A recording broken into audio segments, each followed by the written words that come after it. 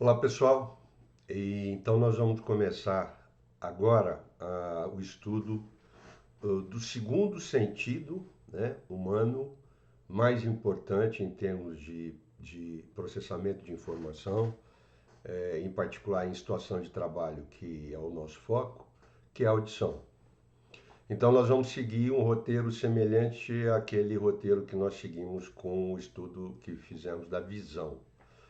Então, primeiro vamos entender o mecanismo, como funciona o mecanismo sensorial do ponto de vista fisiológico.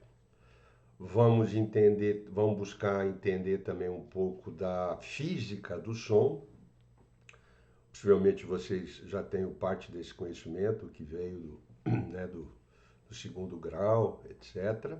Mas vamos então revisar, entender um pouco a natureza física do som, o fenômeno da audição como um fenômeno neurológico e fisiológico, e depois focar um pouco nas questões de audiometria,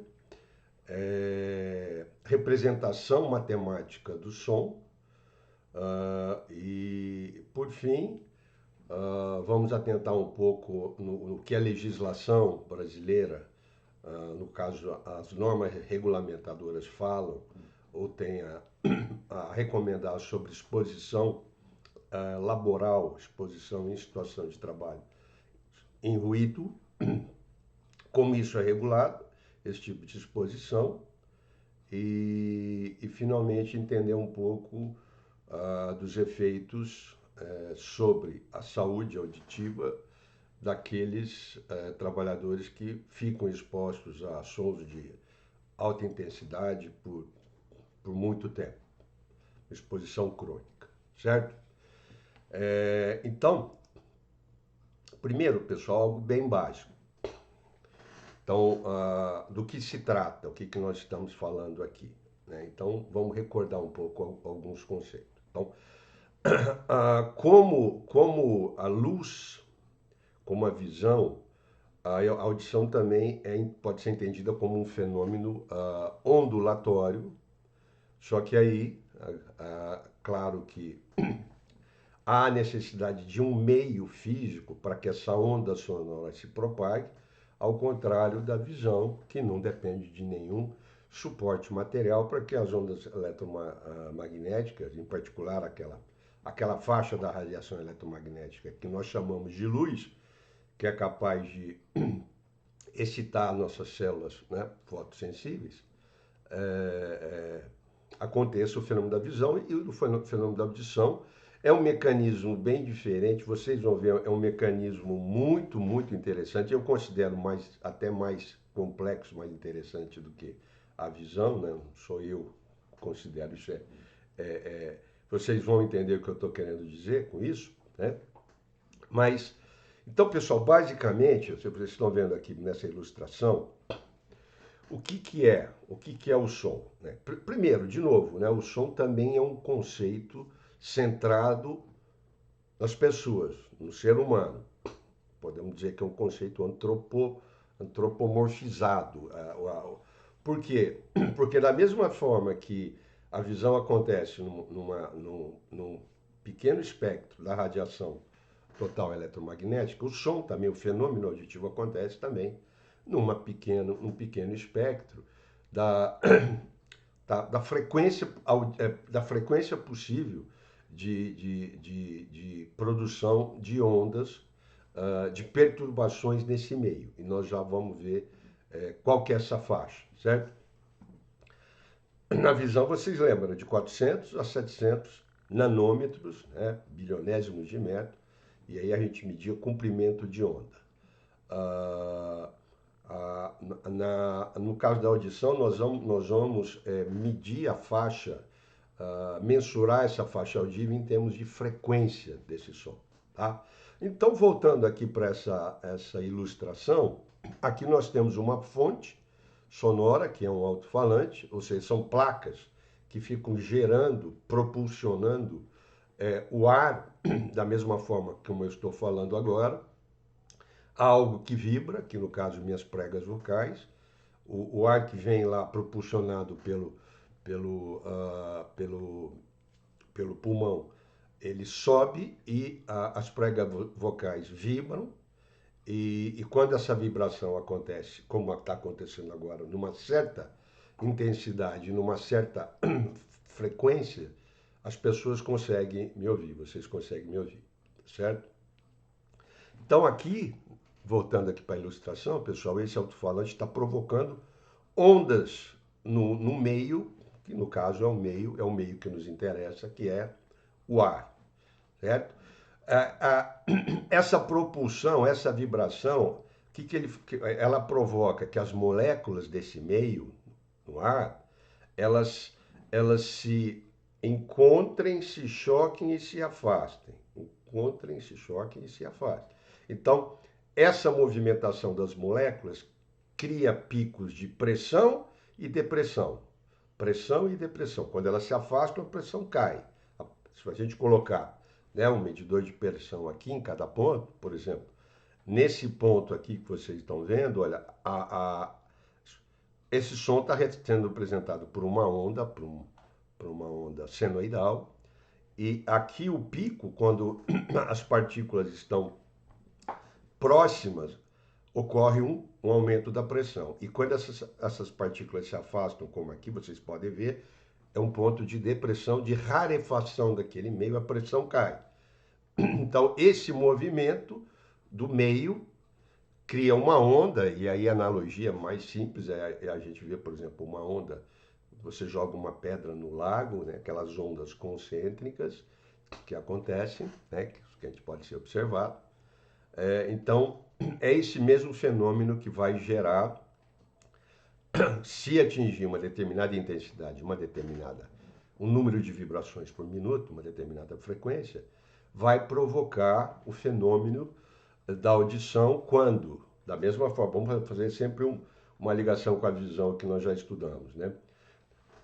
Quais são as células que vão fazer essa transdução? Lembra desse termo de transdução, ou seja, conversão de uma energia física, no caso aqui uma energia mecânica, ou seja, essas variações de pressão do meio que assumem essa forma de onda.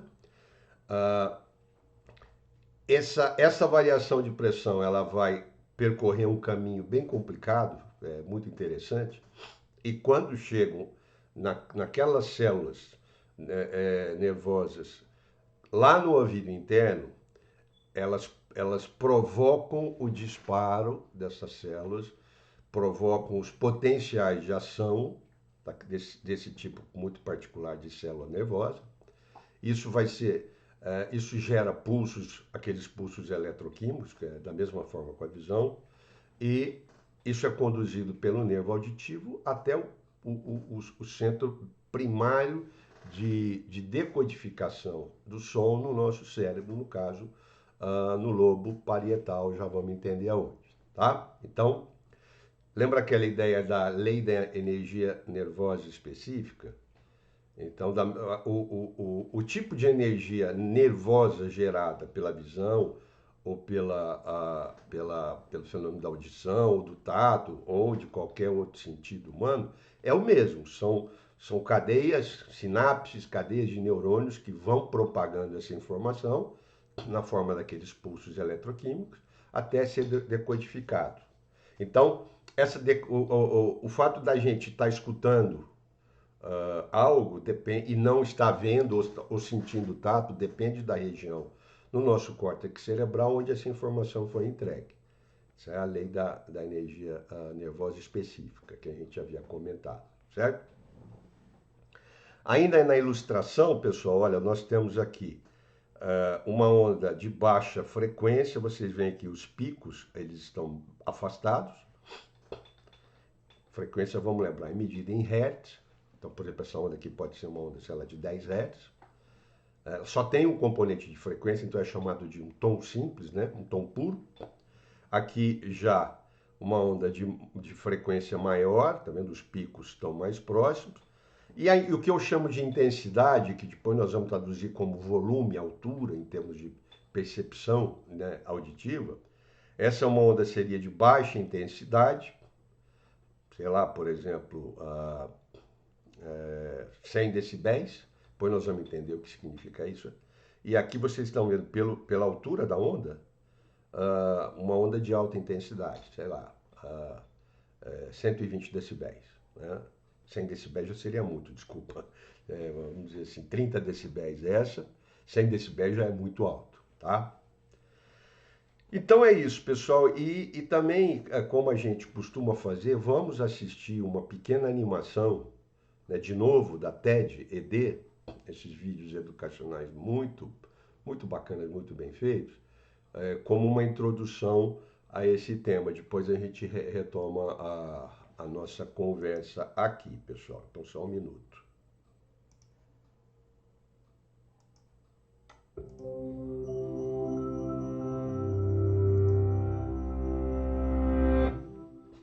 You hear the gentle lap of waves, the distant cawing of a seagull, but then an annoying whine interrupts the peace, getting closer and closer and closer until, whack! You dispatch the offending mosquito and calm is restored. How did you detect that noise from afar and target its maker with such precision? The ability to recognize sounds and identify their location is possible thanks to the auditory system. That's comprised of two main parts, the ear and the brain. The ear's task is to convert sound energy into neural signals. The brain's is to receive and process the information those signals contain. To understand how that works, we can follow a sound on its journey into the ear. The source of a sound creates vibrations that travel as waves of pressure through particles in air, liquids, or solids. But our inner ear, called the cochlea, is actually filled with saltwater-like fluids. So the first problem to solve is how to convert those sound waves, wherever they're coming from, into waves in the fluid. The solution is the eardrum, or tympanic membrane, and the tiny bones of the middle ear. Those convert the large movements of the eardrum into pressure waves in the fluid of the cochlea. When sound enters the ear canal, it hits the eardrum and makes it vibrate like the head of a drum. The vibrating eardrum jerks a bone called the hammer, which hits the anvil and moves the third bone, called the stapes. Its motion pushes the fluid within the long chambers of the cochlea. Once there, the sound vibrations have finally been converted into vibrations of a fluid, and they travel like a wave from one end of the cochlea to the other. A surface called the basilar membrane runs the length of the cochlea. It's lined with hair cells that have specialized components called stereocilia, which move with the vibrations of the cochlear fluid and the basilar membrane. This movement triggers a signal that travels through the hair cell into the auditory nerve, then onward to the brain, which interprets it as a specific sound. When a sound makes the basilar membrane vibrate, not every hair cell moves, only selected ones, depending on the frequency of the sound. This comes down to some fine engineering. At one end, the basilar membrane is stiff, vibrating only in response to short wavelength, high frequency sounds. The other is more flexible, vibrating only in the presence of longer wavelength, low frequency sounds.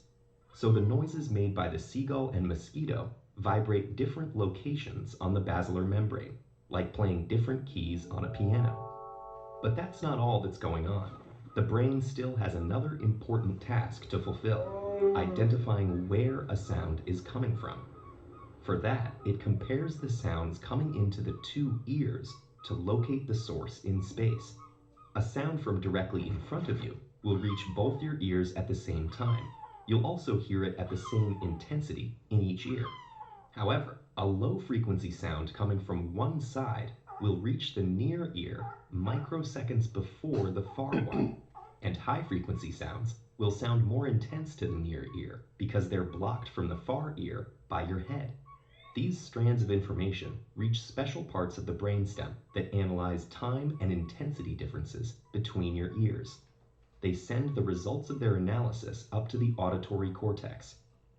Now the brain has all the information it needs, the patterns of activity that tell us what the sound is, and information about where it is in space. Not everyone has normal hearing. Hearing loss is the third most common chronic disease in the world.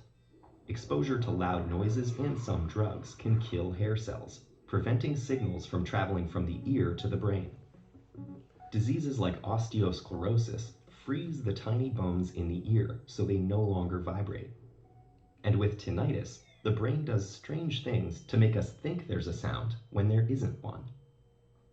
But when it does work, our hearing is an incredible, elegant system. Our ears enclose a fine-tuned piece of biological machinery that converts the cacophony of vibrations in the air around us into precisely tuned electrical impulses that distinguish claps, taps, sighs, and flies.